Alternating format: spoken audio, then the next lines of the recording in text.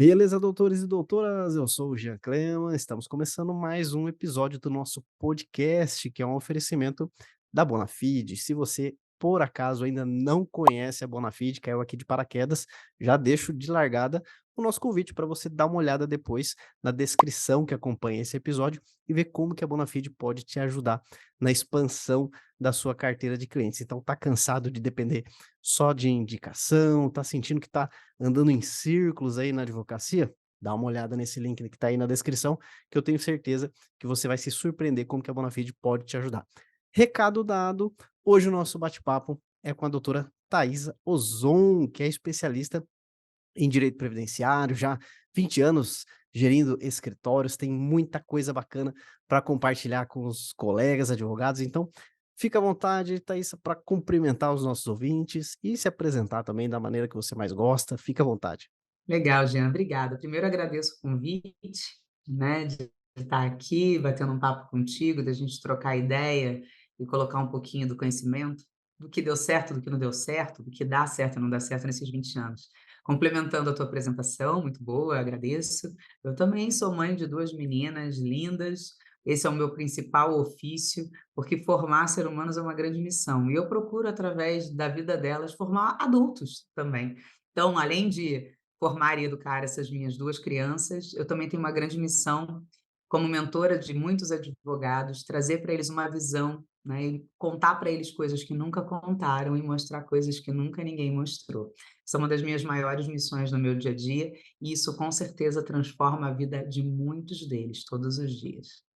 Sensacional. Então, o papo de hoje promete. E caso alguém ainda não te conheça, esteja te vendo pela primeira vez, conta um pouco aí dos seus números, dos seus projetos. É claro que é um grande desafio resumir uma jornada, né, de mais de 20 anos, né? Mas, enfim, se você conseguir trazer ali um pouco enfim, da sua trajetória, dos seus números, das suas conquistas, né, para o pessoal conhecer um pouquinho mais da sua jornada, fica à vontade. Legal. Ótimo. Bom, eu me formei em 2003 pela Universidade Estadual de Ponta Grossa. Estou aqui hoje em Curitiba, sou uma carioca, brinco que sou uma paranioca, porque já estou há mais Uhum. tempo no Paraná do que estive no Rio de Janeiro, mas nasci no Rio de Janeiro e vim com a minha família ainda muito nova para cá. Não perdi o sotaque, nem o R, nem o S, mas com certeza não falo que nem um carioca, atual, sem dúvida. Aham. E desde essa época eu atuo exclusivamente com direito previdenciário. Eu não atuei de forma operacional em nenhuma outra área.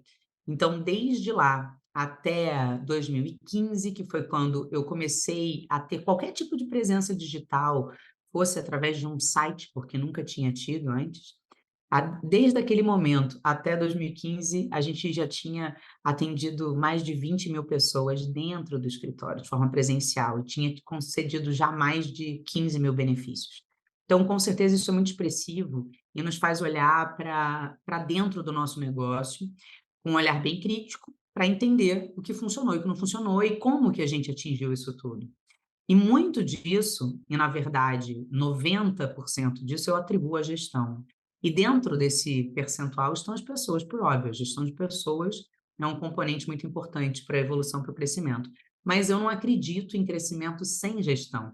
Então, o nosso olhar aqui, tanto o meu quanto do meu sócio, para o negócio, e de verdade, olhando para o escritório como um verdadeiro negócio, o nosso olhar como gestores, né, no momento que a gente precisou ser gestor, no momento que a gente precisou ser líder e no momento que a gente precisou ser chefe, e se nosso olhar trouxe o crescimento para a nossa empresa. E não só o olhar, mas a busca incessante por novos conhecimentos, novas técnicas, novas execuções, novas ferramentas. E hoje, tendo o meu escritório dado certo e continuar dando certo até hoje, me tornou, para os meus colegas à volta, uma referência, porque eu comecei, Uhum. assim como muitos, sozinha, numa mesa, numa cadeira e no computador. E hoje dentro, só dentro do meu escritório tem mais de 20 pessoas. E quando as pessoas olham e falam assim: "Nossa, mas como que você consegue? Como que você fez e tal?", eu vejo que isso com certeza se dá por conta da gestão e da nossa postura diante do negócio. A maneira que a gente, olhou para o nosso negócio, a maneira que a gente liderou as pessoas, que a gente conduziu isso tudo durante esse tempo foi o que trouxe o crescimento. O nosso foco, na cultura organizacional, na maneira como as pessoas lidam no nosso dia a dia, a organização dentro do nosso negócio, a nossa preocupação com os processos internos, nosso desejo de melhorar todos os dias, é que traz essa evolução constante. E com o passar desse tempo, e pela busca desses colegas, como eu mencionei, começaram a buscar me perguntando: "Como é que você faz? O que que você fez? Qual que é o segredo?". E aos pouquinhos eu fui conduzindo colegas, né, a partir de 2015 eu comecei, 2016, eu comecei a ensinar um pouquinho daquilo que eu fazia, de forma bem amadora. Eu já dava aula, já era professora e dava conteúdos técnicos mesmo do direito previdenciário, e aí eu passei a mostrar um outro lado da advocacia, que deveria não ser um lado, mas deveria estar ali o tempo todo no dia a dia do advogado, mas que infelizmente a faculdade não nos ensina. E aí eu comecei a trazer para eles estratégias e ferramentas que eu usava. Cada vez mais as pessoas começaram a buscar essas minhas mentorias. Hoje, né, nesse ano de 2023 que estamos falando, foi o primeiro ano que eu fiz mentoria coletiva. Então, no final do mês de junho, eu comecei uma turma de mentoria coletiva, onde nós nos encontramos na segunda-feira, trocamos negócios, trocamos informação, trago conteúdos muito relevantes até de outros especialistas que falam sobre neurociência, que falam sobre comportamento, comunicação, trazem hacks muito importantes sobre o posicionamento, sobre finanças, sobre gestão, sobre fluxos internos. Então, eu trago tudo o que existe no meu dia a dia para os meus mentorados. E isso, com certeza, tem trazido muita transformação para todos eles. Eu percebo, dá para ver a transformação que cada um deles tem trazido para o seu negócio. E é de forma profissional e de forma pessoal também. As pessoas acabam melhorando pessoalmente também e automaticamente nos seus próprios negócios. Sim, muito legal. E eu acredito que essa grande procura por outros advogados, né, te consultando, é justamente pelo crescimento. Imagina, de repente você Uhum. olhar para sua carteira de clientes e tem ali 20.000 pessoas, né? Então, caramba, né? Qual que é a dica? Porque eu vejo muitos advogados acreditando que é o seguinte: já eu acordo 5 da manhã, tomo meu banho gelado e o trabalho duro, 1 hora o universo vai me recompensar. Eu trabalho até a meia-noite, fim de semana, noite adentro, feriado, sábado, domingo, 1 hora, eu tô plantando aqui, 1 hora a recompensa vem. Claro, a gente precisa trabalhar duro, iniciar um negócio sempre vai exigir horas, mais do que 8 horas, né, para se construir algo significativo, né, um novo projeto. Só que muitos advogados por falta de gestão, confundem, né, trabalho duro com trabalho burro, e estão colocando energia e, enfim, sem estratégia e vão continuar andando em círculo por anos. Uhum. Então, o advogado que quer dar um basta nesse labirinto, fala: "Preciso dar certo na advocacia, tô cansado de trabalhar muito e ganhar pouco". Você tem uma dica de crescimento para os advogados que estão até, querendo uma realidade diferente no meio jurídico? Eu tenho diversas, na verdade são vários elementos que podem fazer a pessoa crescer, mas o olhar para a gestão é um olhar muito importante, que precisa acontecer desde o primeiro processo. A maneira como você vai cadastrar, como você vai acompanhar, qual é o fluxo que acontece do teu cliente, a experiência que ele vive dentro do teu negócio, quando ele entra, qual o primeiro passo, quais são os documentos que ele traz, o que que precisa acontecer para que você atinja o resultado que você espera. Para que você traga para o teu cliente mais do que a solução do problema dele, mas principalmente a satisfação dele em relação ao teu trabalho, porque isso vai fazer com que ele te indique para outras pessoas. Se as pessoas passaram no meu escritório sem eu ter feito nada diferente de um excelente trabalho. Eu fiz um excelente trabalho e isso fez com que esses meus clientes se tornassem meus próprios vendedores. Então esse é um elemento importante. Agora, Jean, se eu for te dizer, é lógico que é um olhar totalmente individualizado, porque as pessoas têm perfis diferentes. Tem um cara que vai ser o cara excelente tecnicamente para o resto da vida. O grande Uhum. erro desse cara é acreditar que isso é o suficiente. Isso é o primeiro passo para o sucesso. Ele tem que ser bom, ele tem que ser excelente tecnicamente. A partir daí, ele vai trazer outros elementos que vão fazer a diferença no dia a dia. Hoje, se for pensar, a própria inteligência artificial te traz respostas que talvez um grande especialista traria. Então, e cada vez mais isso vai acontecer. O que que eu quero dizer?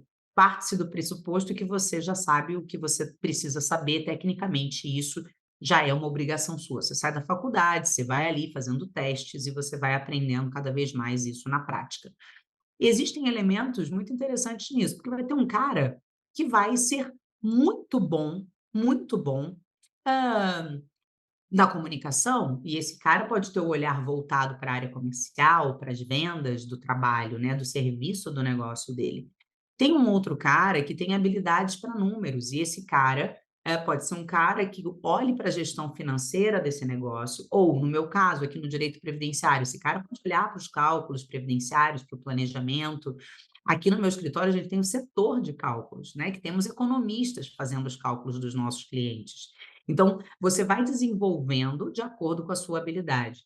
Eu e meu sócio, por exemplo, somos pessoas que temos princípios iguais, temos valores idênticos, mas somos pessoas bem diferentes e complementares. Isso dentro de uma composição de um negócio precisa também existir. Você precisa ter essa complementaridade. O grande erro de muitos dos meus colegas que têm sócios é querer e acreditar que o sócio deve fazer a mesma coisa que ele faz. Uhum. Não existe essa de vou fazer a mesma coisa ou vou trabalhar o mesmo tanto. Existem as coisas com importâncias, né, diferentes, mas muito importantes da mesma forma. Se eu, que sou extremamente comercial, não colocar a minha mão na massa e vender o trabalho do meu escritório, o meu sócio não vai conseguir, se fôssemos só eu e ele não ia conseguir executar uma petição, porque não ia ter cliente. Então não adianta o cara ser bom, tecnicamente, se não tem cliente. E eu, não adianta ser excelente como comercial e vendedora se eu não tiver uma base para poder executar com excelência o trabalho. Eu digo que eu sempre fui muito boa tecnicamente, sempre desenvolvi isso muito bem, porém, eu sempre fui muito melhor nos caminhos relacionados à gestão. E descobrir e aceitar isso e ter um parceiro, um sócio que olha e explora e entende o que é melhor em mim, faz com que eu também olhe para ele e explore o que é melhor nele. Isso traz uma conexão, uma conjunção que faz esse negócio ser imbatível. Então, o olhar das pessoas precisa ter essa noção também. E como que você vai saber, no que eu sou bom? Qual que é a minha melhor coisa? Autoconhecimento. O autoconhecimento é o ponto de partida, né, para que você entenda para qual lado você deve ir. Se você olhou e você viu, cara, eu sou o melhor tecnicamente, eu vou olhar para isso, vou ficar nisso. Ótimo, você já entendeu que você precisa de outras pessoas compondo o teu negócio. Você precisa de gestão, você precisa de vendas, você precisa do marketing que está junto ali com as vendas, Aham. você precisa de uma série de outros elementos importantes para que o teu negócio cresça e que dê certo. Parte do Legal. pressuposto que o cara precisa ser muito bom e depois se conhecer, analisar e entender quais são suas grandes forças e quais são as coisas que ele precisa buscar para poder complementar essa força, para poder potencializar tudo que ele tem de melhor, né. Sim, essa questão da complementariedade é muito importante. Eu vejo Muito. em muitos negócios aquela analogia da gravatinha borboleta, que em Hum. uma ponta é a atração de clientes. Então, toda a parte de marketing, comunicação, vendas, aí fechou, é um novo cliente. Esse aí é o meio da gravatinha. Porque dali para frente, aí vai ter que ter um encantamento para que quando o cliente tem um novo caso, ele traga esse novo caso. Como é comum a pessoa procurar um advogado para rever a questão da aposentadoria, ao invés de procurar o próprio advogado que a aposentou, porque não teve uma boa experiência e quer um outro Isso, profissional, quer trocar. Então, é essa outra extremidade da gravatinha, fazer com que o cliente volte a procurar e até ele vire um promotor no sentido de fazer a promoção, de promover, né, hum, a advocacia, né, para trazer novos clientes, para indicar. Então são só nessas 2 frentes aí, já é indicado que um sócio fique: "Ó, você é responsável aí por fazer o atendimento, trazer o cliente para dentro.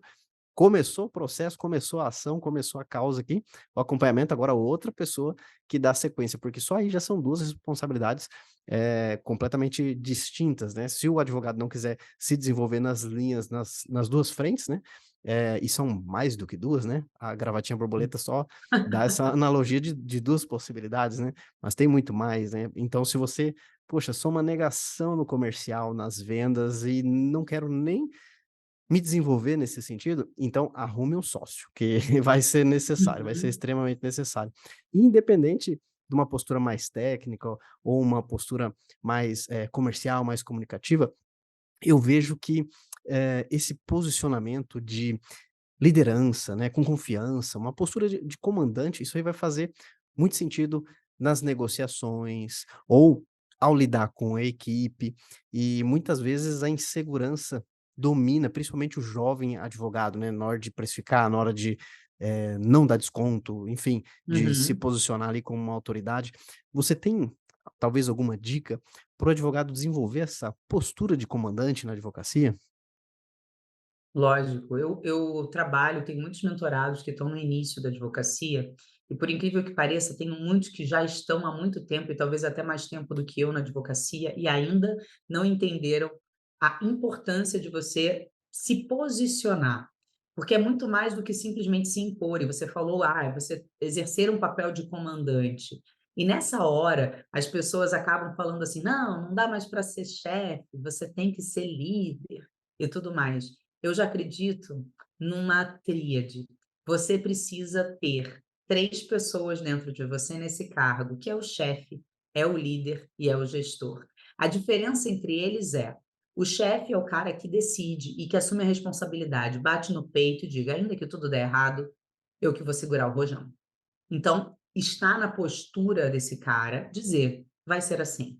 Porque diversos momentos a gente, lógico, ouve a opinião das pessoas que estão dentro do nosso negócio. Os donos do meu negócio são as pessoas que estão hoje trabalhando aqui dentro, mas aqui não é uma democracia.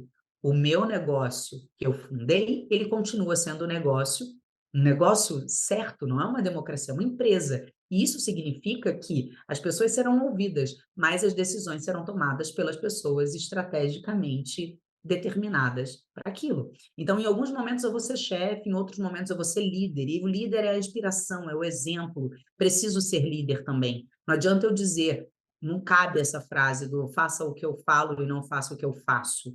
Não cabe. Você precisa sim ser exemplo. E também precisa ser gestor. O teu olhar voltado para os números, para as métricas, para entender se está crescendo, porque eu sempre falo que o que não está crescendo está morrendo. Se o teu negócio está estacionado, se prepara, você está preparando a cama para o defunto deitar. É exatamente isso que está acontecendo. Então, o que eu digo para as pessoas que estão começando e que precisam ganhar essa segurança é um olhar interno, um olhar de autoconhecimento e também de posicionamento. E o posicionamento está diretamente ligado aos limites que você estabelece na sua comunicação para as pessoas. Por exemplo, vou dar um exemplo bobo. Certamente vocês, todo mundo que nos ouve, não gostam que grite com você. Você não gosta que grite com você. Você não gosta que as pessoas sejam grosseiras, que sejam agressivas com você. Você pode simplesmente colocar um limite, dizer: "Viu, eu não quero que você grite comigo", ou você pode, fazer isso através da sua postura, através do seu posicionamento, da maneira que você, se coloca, da maneira que você se comunica. Eu coloco muito e falo muito sobre comunicação. E eu digo assim, se tivesse um hack inicial para cada uma das pessoas, eu diria: foque na comunicação, e não é na comunicação na oratória só, é na comunicação da forma mais ampla, e o posicionamento está dentro disso. Que maneira que você está se posicionando? O advogado, iniciante, ele precisa, mostrar aquilo que ele tem de melhor, e tem que focar nisso. E ele tem que ir entendendo dentro da estratégia dele onde que ele vai aparando arestas, onde que ele vai melhorando. Existe sim, Jean, uma insegurança quando você começa. É lógico, é o desconhecido. E o que eu digo? Você pode olhar para tudo que você deseja, entender como que você quer comunicar e o principal, busque ajuda. As pessoas, e o advogado tem muito uma ideia de simplesmente sair correndo, fazendo e tudo mais. E não busca ajuda. É um ser, na maioria das vezes, dotado de um ego super inflado. E isso faz parte, inclusive, da própria insegurança que a gente tem. Quando a gente está inseguro, a gente coloca uma armadura. que faz com que a gente pareça um cara egóico, e às vezes a gente nem é, a gente só não sabe o que a gente está fazendo. Então o que eu digo, busque ajuda através de mentores. Eu tive alguns mentores na minha vida e hoje eu tenho certeza plena e absoluta que se eu tivesse tido um mentor desde o começo, se eu tivesse tido a consciência de que eu precisava disso, certamente eu estaria muito mais à frente hoje. Se eu tivesse, eu brinco com os meus, eu falo, eles falam isso. Nossa, se eu tivesse te encontrado antes, eu estaria muito mais para frente, porque eu vejo essa transformação a partir do momento em que eu falo coisas que podem parecer muito simples para mim, mas são a virada de chave que esse cara precisa. São coisas, por isso que eu falo, o meu papel é te mostrar o que nunca ninguém te mostrou e falar o que nunca ninguém te falou. Isso vai fazer com que você acelere muito mais, que você economize um monte de caminhos errados para os quais você iria se você não tivesse esses conselhos, se você não tivesse essa condução. No início, buscando aliviar toda essa insegurança, busque mentores, se inspire em pessoas e toma cuidado com os grandes gurus da internet. Nem todo mundo tem os resultados que diz ter.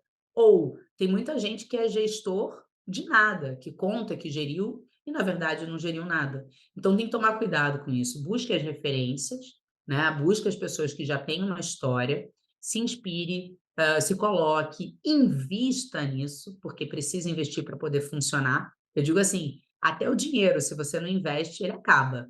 O teu Uhum. conhecimento também, você também, o seu negócio também. Investir é importante. Colocar dinheiro na frente te coloca no papel de adulto, e negócio e trabalho é coisa de adulto, não é de criança. Sim, sim. Até essa questão da postura de comandante, essa palavra comandante, uma pessoa que usa muito, Muito bom. é o Marcelo Germano. Ele fala Aham, muito, ele até fala isso, ele chama os clientes dele, né, de comandantes, que são pessoas que estão à aham. frente de empresas, né. E ele é um caso de um camarada, né, que ele é mentor e tem os treinamentos, né, e eu descobri ele há uns 5 anos antes de contratá-lo. E eu me arrependo muito de não ter Tá avançado vendo? antes, né, porque tantos erros poderia ser evitado, né, de coisas básicas, né, que a gente acha: "Não, não tem nada a ver. Não, mas isso é bobeira. Não, mas isso aqui não leva tanto tempo para fazer. Não, isso aqui pode deixar que eu resolvo", né. E aí Aham. você fica ali, tentando nesse eterno cobrar o escanteio e cabecear aí na advocacia, e fica aí, andando em círculos. E claro que tem também, um papel muito importante, né, nessa questão de gestão, né, primeiro precisa existir algo, e depois você organiza, né, então tem que tomar Isso. muito cuidado também. Tem muitos, advogados ali que ficam se preparando demais, né, no sentido, até vou dar um exemplo aqui no marketing. Não, vamos fazer realmente o marketing, vamos começar a colocar conteúdo na internet, vamos começar, então vamos colocar aqui, fazer orçamentos de equipamentos, de câmeras, vamos fazer orçamentos de estúdios, né, e vamos fazer uma planilha de quantos conteúdos a gente vai fazer, e fica nesse cenário do planejamento, da imaginação, e não executa nada. Então tem muito isso também. Então é necessário equilíbrio. Não fazer sem destino, sem meta, sem saber no que aquilo lá vai gerar, mas também cuidado para não ficar só no planejamento e nunca tirar nada no papel. E eu vejo que o ponto de Exatamente. partida, né, para as coisas crescerem é vendendo, é atraindo clientes, é fechando Isso aí. negócio, né, e aí sim você vai crescendo e tendo time, né, e aí puxando nessa questão, assim, de literalmente vendas, você acredita que os advogados, eles ainda têm talvez, um certo medo de cobrar pelos seus serviços? Talvez ele mesmo na insegurança não acredita no valor da proposta e aceita dar desconto, enfim, os advogados ainda têm uma dificuldade quando a matéria é saber vender? Com toda certeza, até porque isso eles não aprendem na faculdade, ninguém aprende, né. A própria vida vai cobrando isso da gente. Eu digo, o primeiro passo sim é vender, porque se a partir do momento que você vende, você se obriga a resolver o problema do cliente e focar naquilo. Eu até coloquei esses dias um vídeo no meu Instagram em que eu falo justamente a respeito da maneira que você se posiciona quando você coloca seu preço, porque as pessoas sempre colocam o preço na frente e esquecem do valor. Quando você fala a respeito do seu valor, o seu preço, ele é esquecido, né. Eu sempre digo: entregue um trabalho de qualidade que seja perene o suficiente para que o preço seja esquecido e o valor nunca esquecido. Você precisa, antes de qualquer coisa, quando você vai colocar um valor no teu trabalho e colocar para o cliente o quanto que isso custa em preço, você precisa primeiro gerar valor. Você precisa mostrar para ele a tua experiência ou o teu desejo de fazer o negócio funcionar. Tem tudo isso. Então, olha para dentro de si e entende o que, que eu vou transmitir para esse cara, o que, que esse cara está querendo. Eu posso oferecer isso para ele, e a partir desse momento você vai se sentir mais seguro. As pessoas, elas têm realmente um problema de colocar o preço, e muitas das vezes é porque elas não acreditam que ela vale aquilo. E elas vão se diminuindo. E eu falo, ensino isso para os meus mentorados. Tem vezes que eles colocam um negócio que um fala, assim, mostra para um cliente, e uma outra pessoa diz, está caro, e eu digo, está barato.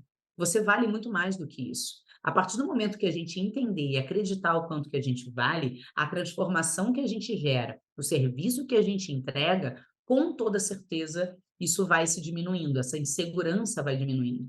Mas mais do que isso, Gé, o problema da grande maioria dos advogados iniciantes não é nem de colocar e de falar o quanto vai custar para fazer esse trabalho, mas é de precificar. Ele não consegue nem saber como ele vai cobrar. E aí ele cobra como? Se baseando no mercado e nos coleguinhas do lado, Uhum. que são tão medíocres quanto.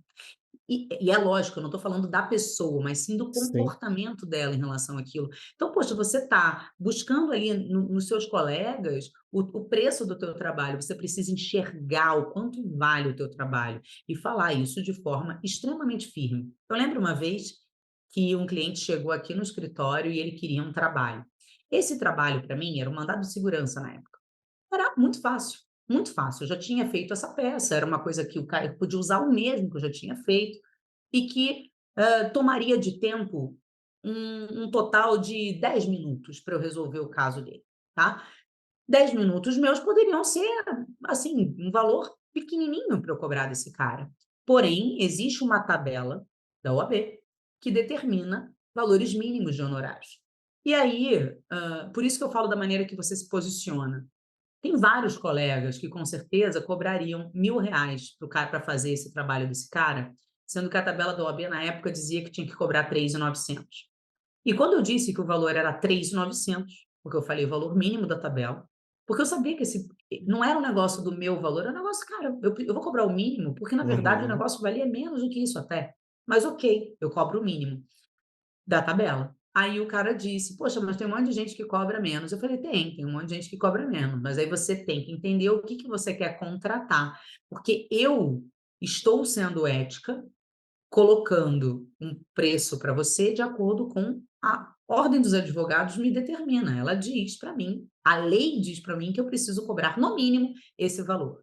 Esse é o valor mínimo e eu mantive. Eu disse: a maneira que você vai pagar, nós podemos negociar, mas o preço é esse.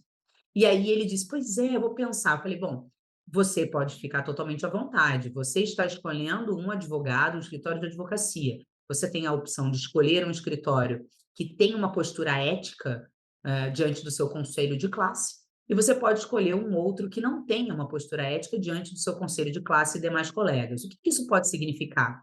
Se o cara apunhala pelas costas os colegas, você tem que pensar o que que ele pode fazer com você.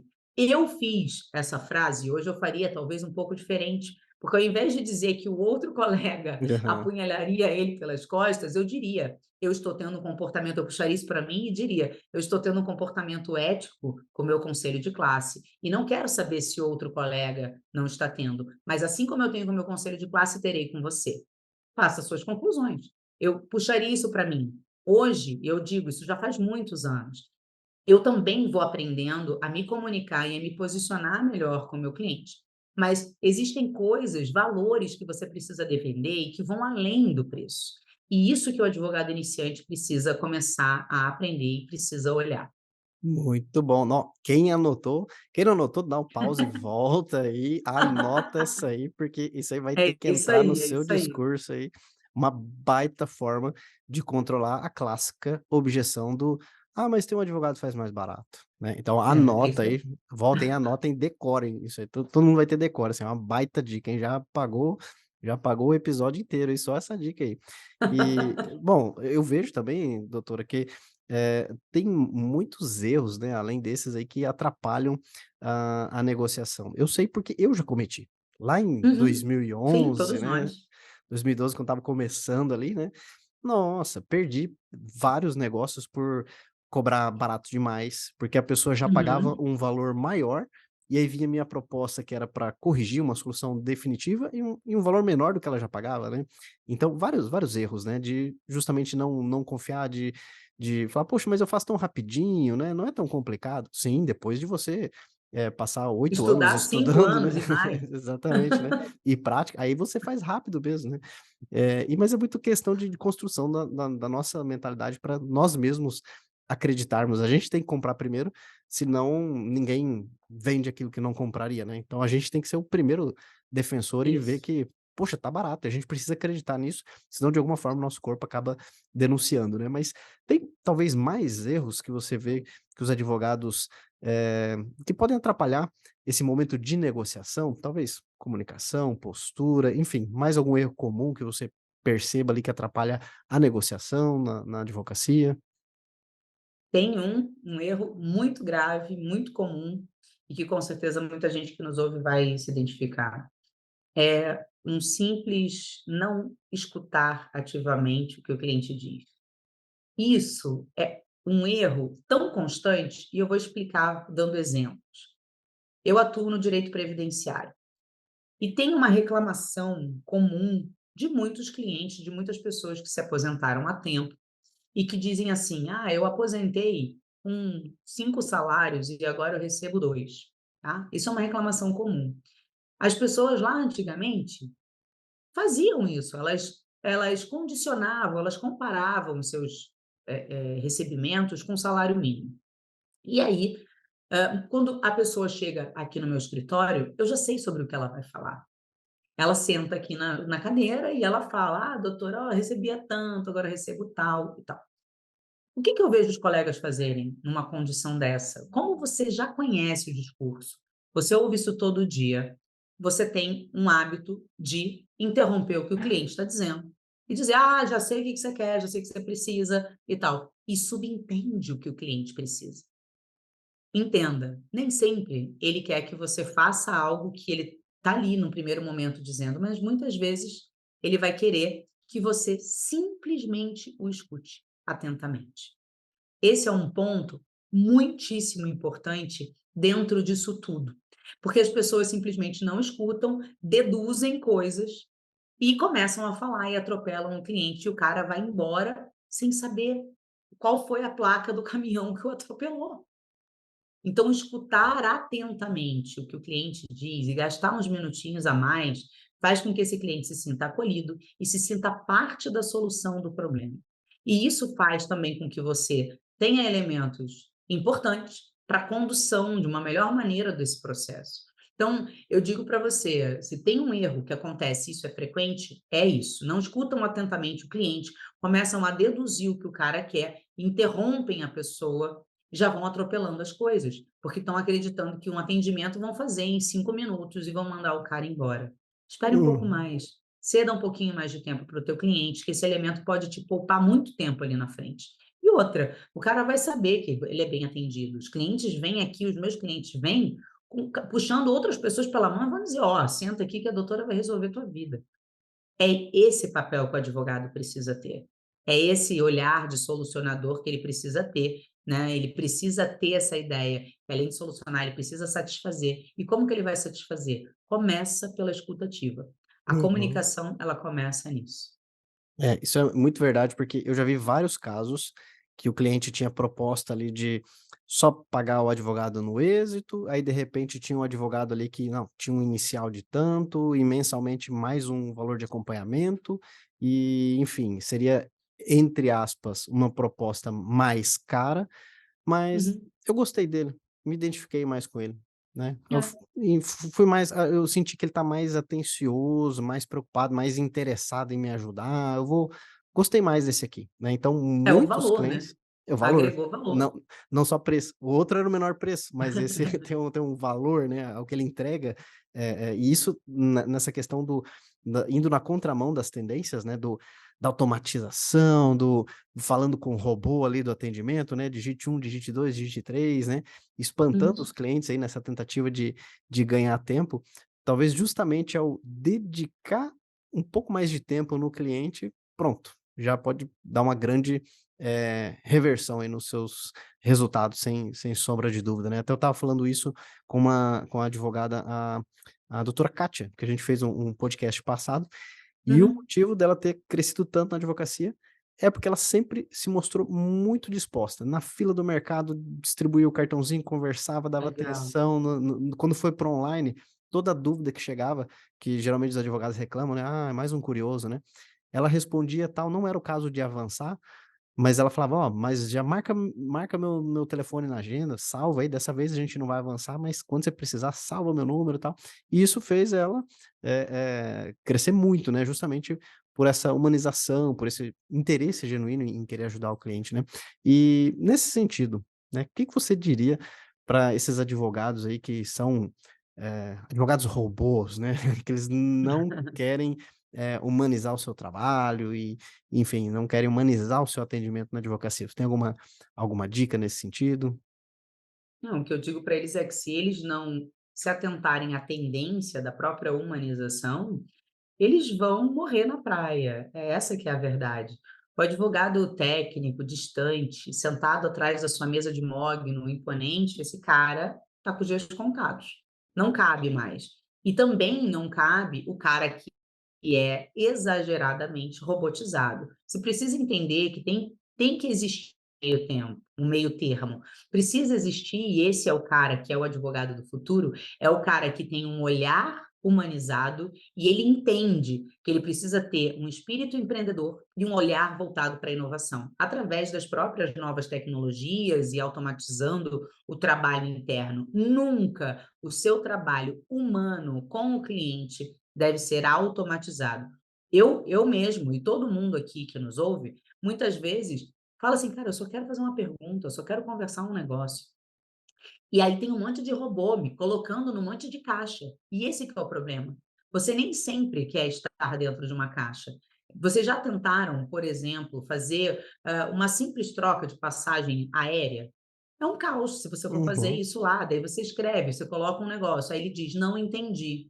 E ele fica do "não entendi" para todo sempre. Então pense, precisa também, passar pelo advogado essa experiência. O próprio advogado, ele tem que andar no caminho do cliente, né, ele tem que percorrer esse espaço, esse caminho, essa jornada que o cliente tem dentro do escritório dele e entender se isso está funcionando. Eu lembro bem que teve, durante a pandemia, e a gente começou a fazer as assinaturas dos contratos e procurações de forma digital. E logo eu tive que fazer alguma coisa para minha mãe ali, e eu percorri a jornada que eu tinha acabado de colocar para o cliente.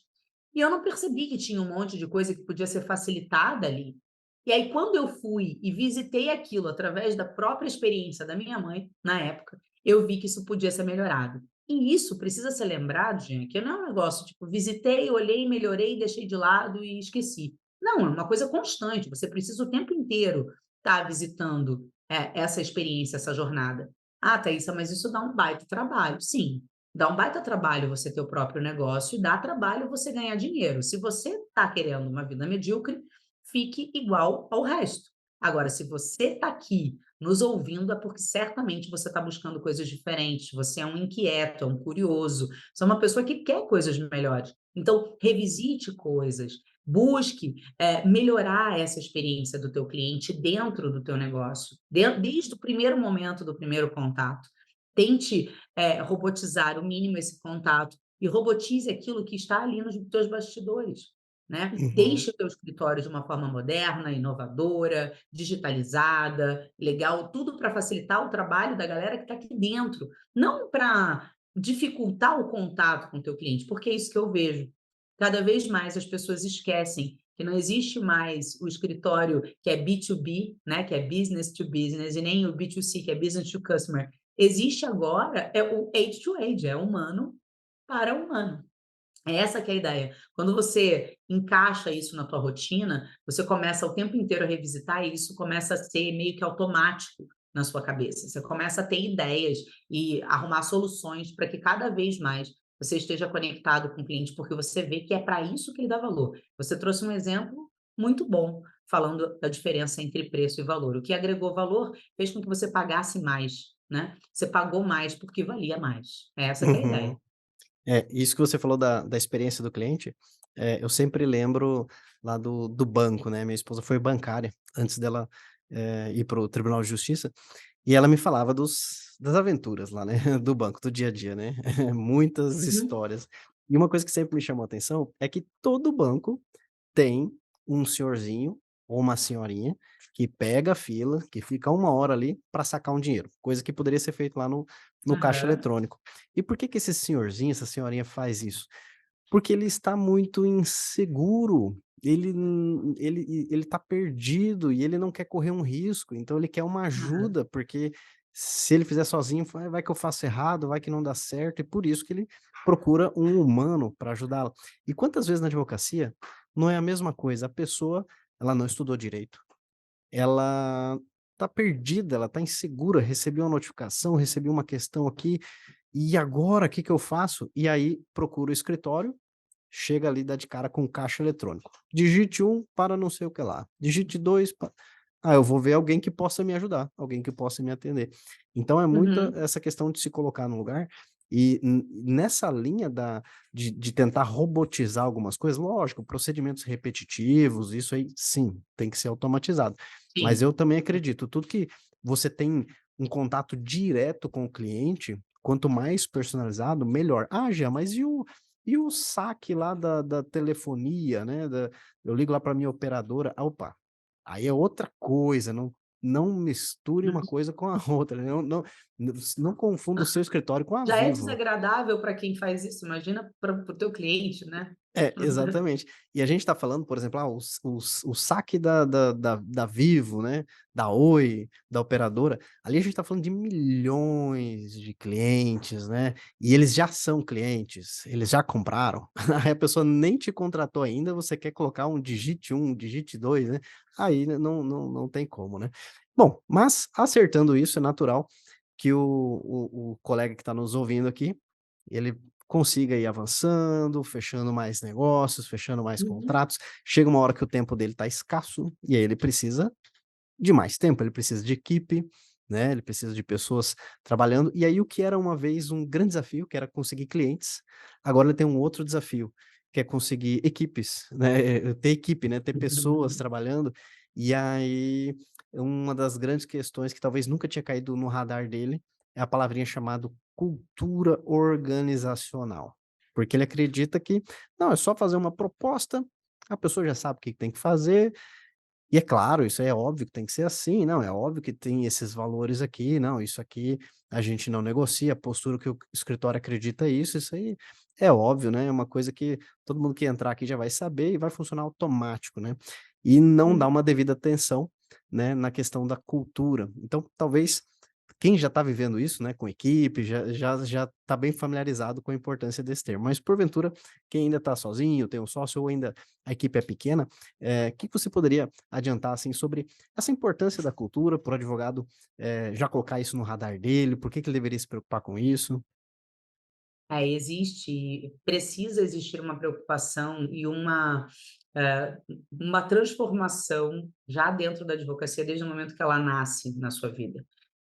Baseada na cultura organizacional. Eu sempre digo que um grande erro dos advogados é ir construindo a sua advocacia como um castelo de cartas. E eles vão construindo, colocando cartinha em cima de cartinha, e sob qualquer vento que passe, tudo se derruba, tudo cai, e ele precisa lá recomeçar. Tenho certeza que um monte de gente já passou por isso e passa por isso. E qual que é o grande equívoco? Por que que isso acontece? Primeiro, porque as pessoas não constroem os seus castelos em bases sólidas relacionadas à gestão e não usam a cola para que isso tudo funcione e que fique grudado, coeso, certinho, que é a cultura organizacional. Se alguém me perguntar, Thaís, o que que é cultura organizacional? A cultura organizacional ela é o conjunto de falas e comportamentos que existem dentro do seu negócio até quando você não está lá. A cultura organizacional, ela é algo que supostamente é abstrato, e eu poderia comparar com o vento. Você sabe que o vento existe. Você não o vê, mas você sabe que ele existe. E quando ele passa, você sente ele quente, você sente ele frio, mais rápido, menos rápido, você sente ele mais abafado, você sente tudo isso.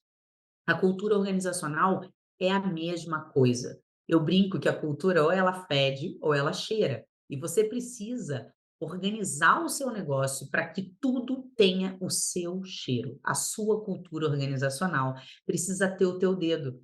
Aqui no escritório, as petições elas são estabelecidas de uma forma, eu respeito a maneira que as pessoas têm de escrever, mas existe um padrão que precisa acontecer para que quando o juiz lá recebe a minha petição, ele fique na dúvida se fui eu que escrevi, se foi o Humberto que escreveu, se foi o Roberto, se foi a Maria, se foi o João, se foi o José. Ele precisa ficar nessa dúvida, porque, na verdade, não é a pessoa que está naquele negócio, mas é a própria cultura organizacional, é a liga, é aquele cheiro, é aquele aroma. A cultura, ela precisa estar baseada em valores muito bem determinados e muito bem vividos. Não adianta eu, como líder e fundadora do meu negócio, dizer para as pessoas que elas precisam ser comprometidas, por exemplo, e eu não, se eu não sou comprometida. Não adianta eu dizer para as pessoas que elas precisam ser éticas e honestas se eu não for. Tenho certeza que no site de todo mundo aí tem missão, visão e valores. E todo mundo coloca isso como se fosse uma obrigação para ter no site. E tem só para ter no site. Eles não vivem a missão, nem a visão e nem os valores. Todas as pessoas que entram no meu escritório passam por um momento de integração. E nesse momento eu conto a história do escritório, eu faço com que essa pessoa entenda em qual time que ela vai jogar, porque ela está entrando para o nosso time. Então a gente tem que entender, a gente é um time mais agressivo, a gente fica mais no ataque, mais na retaguarda. Como que a gente é? Qual que é o nosso estilo? Eu preciso comunicar isso como gestora, como chefe, como líder para essa pessoa. E aí, quando a pessoa começa a entender a história do negócio, eu digo para ela, o que que a gente vai fazer? E a missão e a visão servem muitas vezes quando esse cara tiver uma dúvida, numa tomada de decisão. Ah, para qual caminho que eu vou seguir aqui nesse processo? Se ela tiver em mente a nossa missão e a nossa visão, ele vai lembrar qual a resposta que ele precisa dar, qual a decisão que ele precisa tomar. E, principalmente, viver todos os dias os valores. Eu digo Uhum. para todos que entram, eu estou te dando aqui, te falando quais são os valores desse negócio. E isso aqui não se negocia. Não cabe negociação, não cabe quebrar. Quebrou um valor, acabou a confiança, acabou o relacionamento. E isso é Uhum. muito sério, porque as pessoas elas flexibilizam muito. Eu vejo muitos mentorados meus dizendo assim: "Ah, o cara, ele é, arrogante, ele é agressivo com as pessoas do escritório, ele não é legal, ele chega atrasado, ele não sei o quê, mas é um cara bom, ele vende, né. Sim, O bate a cara é bom, meta, ele né. faz a petição boa". Fala: "Beleza, mas você quer uma pessoa que tenha o conjunto, ninguém é perfeito. Mas você não pode negociar a cultura do teu negócio. Se a pessoa não tem fit cultural, ela não vai conseguir ficar e você também não. É como se o teu vento está fresquinho e o dela está quente, começa um incomoda o outro, né. Então, tem algumas coisas que são muito importantes e apesar de parecerem muito abstratas, precisam ser vividas desde o primeiro momento. A cultura um monte de gente pode copiar suas petições, um monte de gente pode copiar seus fluxos internos, mas copiar a tua cultura organizacional ninguém consegue, porque isso é um mix de coisas que acontecem aqui e só aqui, dentro do meu negócio. Posso te dar todas as dicas do mundo, mas a cultura, ela precisa ter a essência, ela precisa ter a autenticidade dos fundadores do negócio. E isso vai se moldando. Também tem uma cultura, uma certa flexibilidade. Tem alguns lugares que você precisa ser extremamente rigoroso em relação aos fluxos internos, já outros não tanto. Já outros, aqui no meu escritório, por exemplo, todo mundo tem responsabilidade em me trazer novas ideias. A gente tem uma cultura voltada para a inovação. Eu quero o tempo inteiro que você recrie coisas que eu já criei. E com isso, a gente vai agregando valor, entregando mais para o nosso cliente. Isso é tão importante quanto você todos os dias bater meta de venda, bater meta de petição, enfim. A cultura organizacional é algo que precisa estar todos os dias na vida do advogado empresário, do advogado empreendedor. É, com certeza. Essa questão da cultura, no início, é bem comum o advogado que não teve problemas com isso ainda, não dá muita atenção. Ele cadastra Uhum, pelo ele contrata, né, pelo currículo. "Não, chegou aqui, isso. não, é bom, ó, um currículo bacana", né, e ignora comportamento. E aí logo o problema está instalado, né. Então, se a pessoa não tem Uhum, os valores, né, vamos supor que o sucesso do cliente é um dos valores inegociáveis. E uhum, aí o camarada não tá nem aí, não atende o cliente direito, né, mas às vezes, assim, bate a meta, né, entrega ali no prazo, né, mas puxa, ele tem um desalinhamento ali. Isso aí, a cada dia que você não toma uma decisão que vai precisar de estômago, né, seria o desligamento, né, contrata-se muito por competências e os desligamentos quase que unânimes são por comportamento. Enfim, enquanto não toma uma decisão nesse sentido, aí, assim, os problemas no escritório são os mais, diversos, né, a pessoa contrata ali fazendo até uma analogia com a música, né, com a orquestra, contrata um excelente solista. Beleza, tecnicamente é impecável, mas na sua advocacia você tem uma orquestra para administrar.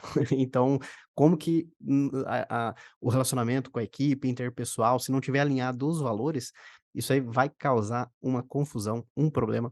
Então, fica o reforço aí, o advogado que não está atento a esse tema, cultura organizacional, dá uma olhada que isso é tão importante quanto o tema atrair clientes. Isso aí é uma coisa com que cedo ou tarde você vai ter que dar uma atenção muito especial nesse sentido. Eu acredito que é um dos temas também que você comenta ali na sua mentoria, doutora. Até a gente falou um pouquinho, você deu uma palhinha assim: "Poxa, tem uma mentoria e tal", mas fala um pouco mais, até como que o pessoal pode já te encontrar lá no Instagram, já caminhando para o final do nosso episódio, como que o pessoal pode te encontrar lá e fala um pouco mais como que funciona o seu trabalho também nesse acompanhamento com os advogados, fica à vontade. Ótimo. Bom, o meu arroba é Thaísa Ozon, então o meu nome mesmo, né, Thaísa, Tayssaozon. Então as pessoas podem ir lá bater papo comigo, trocar ideia, eu gosto muito, recebo mensagens e, procuro ajudar o máximo que eu posso. Hoje, as minhas mentorias coletivas acontecem às segundas-feiras à noite e é sempre uma maneira de dizer que há sempre uma esperança na segunda-feira, fazendo tudo se tornar novo e diferente. E o meu papel como mentora é justamente conduzir as pessoas para o caminho que elas desejam e mostrar para elas as possibilidades, tirar delas o potencial que muitas delas têm e nem sabem, extrair o máximo das pessoas. Eu consigo fazer isso através das histórias e das experiências que eu vivi. O papel de um mentor é justamente mostrar para o seu mentorado os caminhos. É um efeito GPS, eu brinco. Você mostra qual o caminho mais curto, o que você gasta menos gasolina, o que você gasta menos energia. Eu te dou atalhos, lógico, sempre, sem passar por cima de ninguém, sem ser desonesto, sem ser antiético. A ideia é que você possa, com as suas habilidades, fazer o melhor que você consegue fazer. Eu, como mentora, consigo enxergar as pessoas de forma individualizada e conduzi-las de forma totalmente personalizada. Além dos conteúdos coletivos, em que eu trago especialistas para falar coisas que são super importantes no dia a dia da advocacia, eu também trago a minha condução, conto as minhas histórias, as minhas experiências, e através das próprias mentorias individuais e dos encontros, eu consigo ir desbloqueando algumas coisas e trazendo pequenas ideias que são grandes, grandes viradas de chave. Eu digo, eu vou te mostrar o que nunca ninguém te mostrou e vou te dizer o que nunca ninguém disse. Com certeza, isso vai ser extremamente transformador na sua vida. Então, se você quiser vir para o lado dos mais rápidos, dos melhores, mais efetivos e tudo mais, é só você ir lá, conversar comigo no Instagram e já se colocar pronto para a próxima oportunidade de participar desse meu hub, desse meu time, dessa galera que troca negócios, que faz coisas entre eles. É impressionante o quanto que o pessoal tem evoluído, ganhado mais dinheiro. É muito legal isso. E eu fico extremamente feliz e estou totalmente aberta e disponível para auxiliá-los nessa jornada.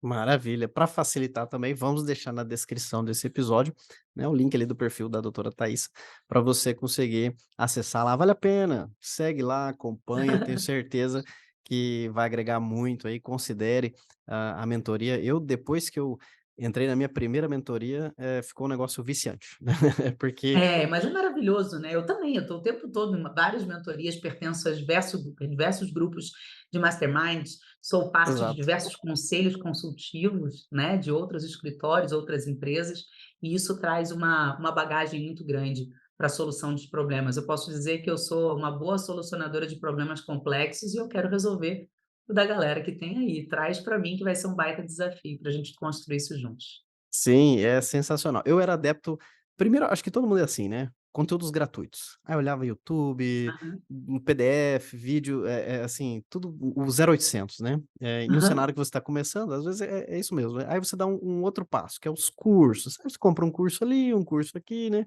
e aí você começa a perceber, fala: "Poxa, eu acho que quanto mais eu sei, mais eu ganho dinheiro". Não necessariamente aham. do direito material, né, não necessariamente fazer uma pós de direito, né, mas quanto mais eu sei de negócios, de comunicação, de estratégias, né, puxa, eu aplico isso aqui e agora eu consigo fechar contratos com valores melhores, sem precisar dar desconto. Falo: "Poxa, tá interessante isso aqui, né". E aí você avança Uhum. para mentorias, e aí o salto é outro, né, porque Nossa. é muito mais, cirúrgico o que que você precisa, fazer, né. O especialista, quando ele escreve um livro, ele escreve sobre o que ele sabe sobre um determinado assunto, e na mentoria é o que ele sabe sobre você. Então, de uma forma cirúrgica, consegue entrar na sua advocacia e fazer os ajustes ali, todo investimento, assim, se pagou muito rápido, tá. Por mais que sejam investimentos consideráveis muitas vezes, tá. Eu nem vou falar valores aqui que tem advogado que vai se assustar, com às vezes as mentorias que a gente participa e os grupos e tudo mais, mas Sim, apesar do investimento ser impressionante, o retorno é maior, né, e o retorno é muito rápido. maior, Com certeza. Quanto muito mais você maior. você investe em educação, mais você retorna para sua advocacia, né, isso é impressionante. E essa é uma coisa que precisa ter dentro da mentalidade das pessoas. Eu falo que existe um hábito em mim, que é o lifelong learning, que é aprender todos os dias. Quanto mais eu aprendo, mais eu sei que eu nada sei, é aquela coisa, né. E isso Exato. vai trazendo para a gente, muita bagagem, e você vai tendo um cérebro que vai unindo peças importantes e trazendo soluções muito brilhantes para o teu dia a dia, para as coisas que você precisa solucionar. Então, o mentor ele consegue te conduzir nisso, te trazer nisso. Eu já tive mentores que me trouxeram viradas de chaves que foram realmente coisas que me fizeram triplicar o faturamento em pouco tempo. Então a gente precisa olhar, ter esse olhar mesmo, né. Tem gente que pensa: "Ai, é caro".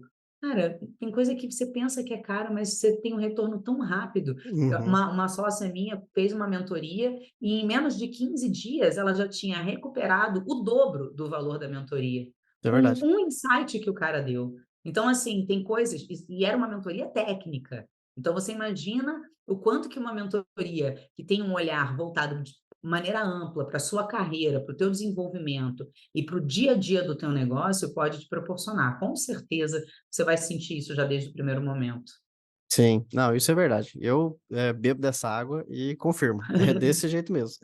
Não é mais aquela: "Ah, é uma pós de 360 horas que eu tenho que fazer". Não, às vezes é uma frase que você precisa ouvir, que É. você aplicando, pronto, muda todo o jogo. Bom, e doutora Thaís, agradeço demais aqui, tô olhando nosso tempo, já estamos chegando ao final aqui do nosso Uhum. episódio. Se você quiser deixar uma dica final aí para o pessoal, fique à vontade para a gente já caminhar para a conclusão aqui. Já deixo aqui meu agradecimento por tantas dicas práticas aqui. Anotei aquela ali, eu não vou esquecer não, viu?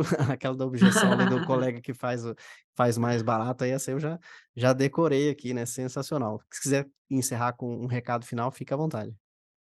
Bom, muito bom. Bom, eu quero agradecer, Jean, pelo convite. É um prazer estar aqui com você, conversando a respeito de temas que eu adoro. Hoje, eu diria para as pessoas, eu estou num momento olhando muito para a comunicação, porque eu vejo os colegas se equivocando muito em relação à maneira que eles se comunicam. Então, o que eu quero dizer é, para que você possa se comunicar melhor e trazer todo o seu recado, toda a sua alma para o mundo, busque mentores que tenham esse mesmo olhar. Da mesma forma que você quer um funcionário que se comporte da maneira que você se comporta, que tenha fit cultural, também olhe da mesma forma para um mentor assim e busque, pegue na mão, né, desse mentor e vá junto. Hoje, se eu tivesse olhado para isso, eu digo, se eu tivesse olhado para isso desde o começo, certamente eu estaria muito mais à frente. Então, minha dica de hoje é: tenha mentores. você se dedique a isso, né, invista nisso e com certeza você vai ver a tua vida mudar. E falando em voltar no tempo, eu encerro com uma última pergunta, doutora Thaisa. Se você pudesse voltar no tempo, e voltar longe mesmo, voltar ali Uhum, olhando a Thaisa ainda criança, o que você uhum. falaria para ela? Boa, uma excelente pergunta essa. Bom, eu acredito que toda a minha história me conduziu para onde eu tô.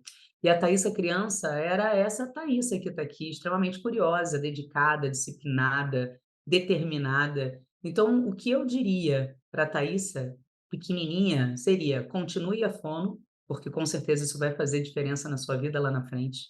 E vai com coragem, do jeito que você sempre vai, porque com certeza você vai ser instrumento de Deus na vida das pessoas. Talvez seria isso que eu diria para ela. Sensacional, uma mensagem não só para pequena Thaisa, mas também para todos que nos acompanham aqui. Adorei o nosso bate-papo, doutora Thaisa, e fica o link aqui na descrição, não deixe de conhecer, de acompanhar o trabalho da doutora Thaisa. E já encerro mais uma vez com a nossa chamadinha de encerramento. Você, advogado que tá cansado de depender só de indicação de cliente, tá vendo aí os colegas aí conseguirem alguns resultados com a presença online, com a presença digital, sente que você está ficando para trás, não deixa de dar uma olhada também na descrição daqui no nosso episódio, como que a Bonafide pode te ajudar nessa expansão da carteira de clientes, nesse posicionamento através dos meios digitais. E você que nos acompanhou, meu muito obrigado e até o próximo episódio. Valeu! E esse conteúdo foi legal para você? Então seja legal com o conteúdo, dê um joinha, marque como gostei, faz um comentário, envia para um colega, assim você ajuda que esse conteúdo chegue a mais pessoas e aí nós conseguimos criar cada vez mais e melhores conteúdos para você. Eu conto com a sua ajuda, combinado? Um grande abraço e até o próximo episódio.